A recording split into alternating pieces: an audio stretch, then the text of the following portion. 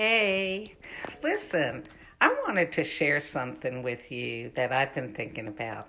I've talked to a lot of y'all at various times about the Healthy Lifestyle program that I follow. And yes, I'm still following it now because, as I've told you before, I put on a little bit of weight while I was in Germany and England eating sausages and cheese and pastries. So, look, let me show you. I have definitely been slimming down.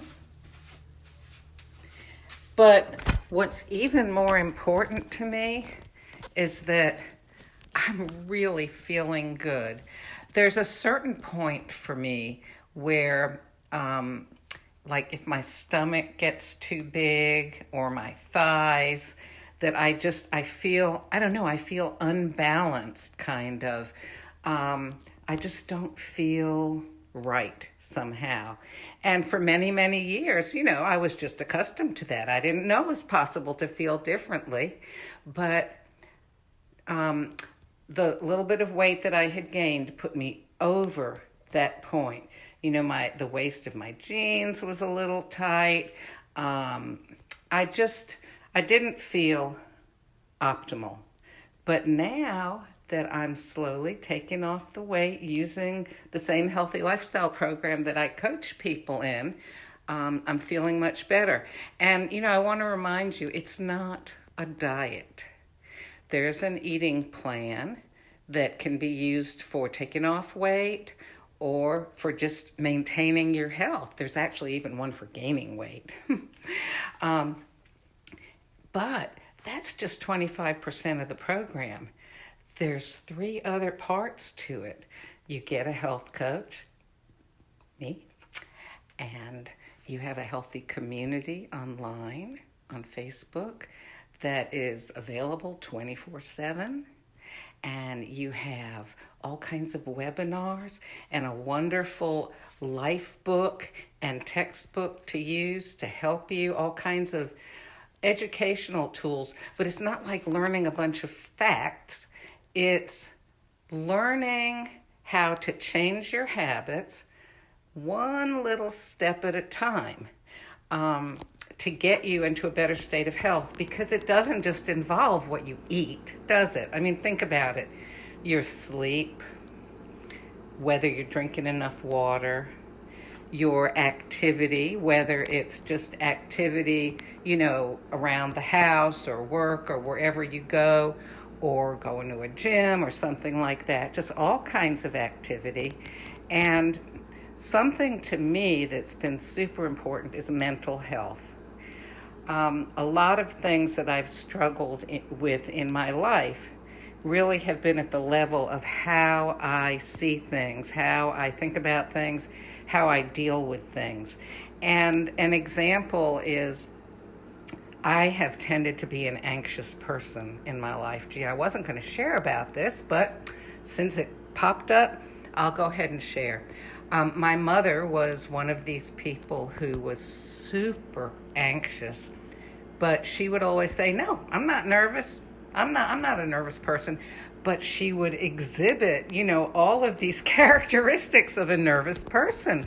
And, when you're brought up with something, you tend to do what has been modeled for you. And I ended up, being somewhat of an anxious person. So that's always been something I've have struggled with.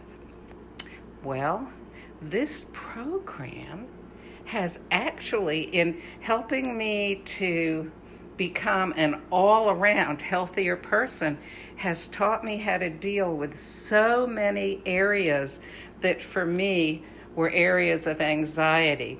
I mean, everything from, well, now, okay, I'm going to give an example of something that didn't bother me, but I know it bothers other people. But I'll just mention real quick, going to the dentist, flying on planes, driving with somebody who I don't particularly like the way they drive,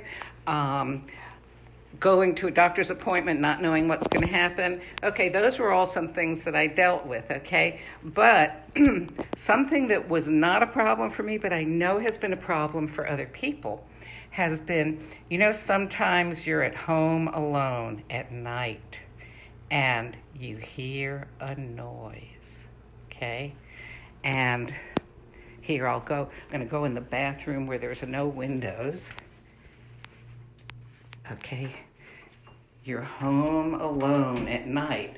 Okay, where's my night light here? Okay, my night light is, it's one of these color changing ones. Okay, I'm a child of the 60s. What can I tell you? I like all those color changing lights. Okay, you're at home at night. You hear a noise. There's no one else in the house. Maybe it's like, even stormy that night. Your typical ghost story kind of night. And you think, what is it? And you have a choice right then. You can go and investigate or choose to ignore it. Or you can go, I'll go back in the light here. Oh no, what is it? Oh no, is somebody maybe breaking in?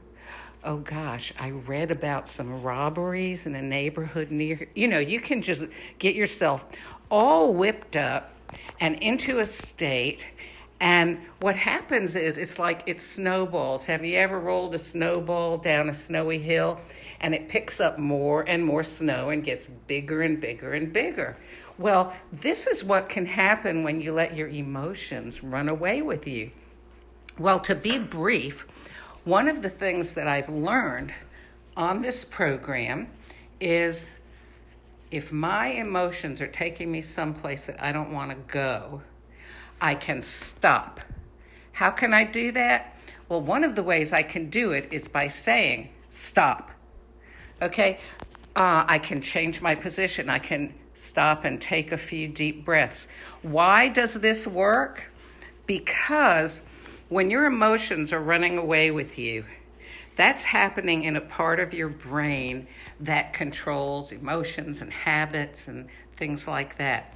When you do something to change physically by saying stop or taking some deep breaths or changing your position, it engages the prefrontal cortex in the front of your brain, which is the executive function part of your brain.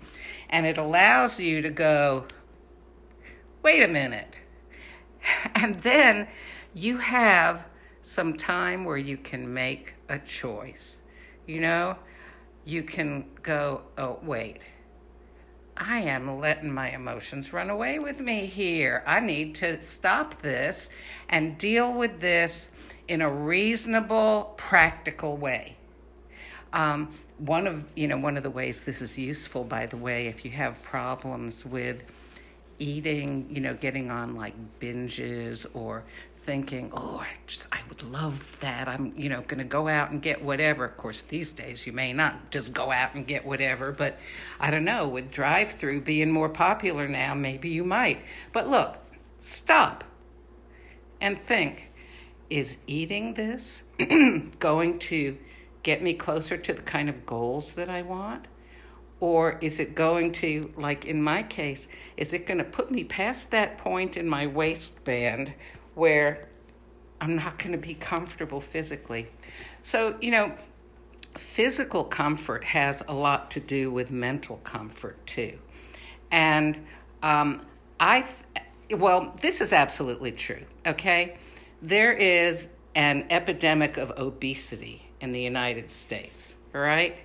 And do you know that for people who have underlying health conditions, that obesity is considered one of those conditions?